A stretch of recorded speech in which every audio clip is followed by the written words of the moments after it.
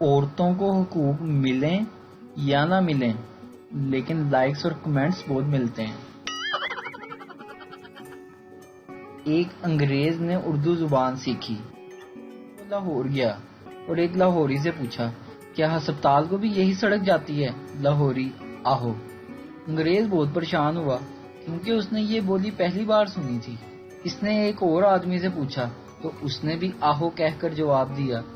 پھر اس نے تیسرے آدمی سے پوچھا کیا ہسپتال کو یہی سڑک جاتی ہے؟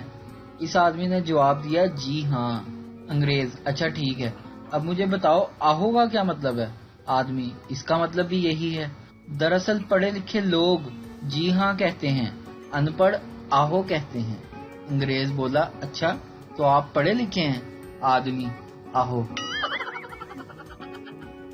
یہ انڈیا کے ڈراموں میں ذرا سی طبیعت خراب ہونے پہ ڈاکٹر کو کیسے بلا لیتے ہیں گھر پہ، اور وہ ویلا بھی بیگ چک کے پہنچ جاتا ہے جیسے اور کوئی کام دھندا ہی نہیں۔ کچھ لوگوں کو صرف اس لیے برداشت کیا جاتا ہے کیونکہ ان کا تعلق سسرال سے ہوتا ہے۔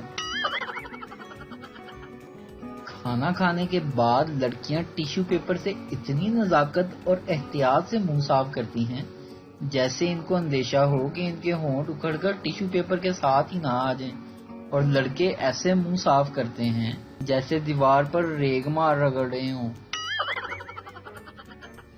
پاکستان میں بیماری کوئی سی بھی ہو، پاکستانی ڈاکٹر سب سے پہلے چاول کھانے سے منع کر دیں گے۔ ایک حالیہ تحقیق کے مطابق جو بہو شادی کے بعد جوائنٹ فیملی میں 10-12 سال گزار لے، وہ اس کے بعد کسی بھی جنگل میں، چاہے وہ گوبی کا صحرا ہو یا ماؤنٹ ایورسٹ، کسی بھی جگہ پہ گزارا کر سکتی ہے۔ ویڈیو دیکھنے کا شکریہ۔ لائک کیجیے ہمارا پیج NTV اردو، اور ویڈیو پسند آئے تو ضرور شیئر کیجیے۔ Thank you.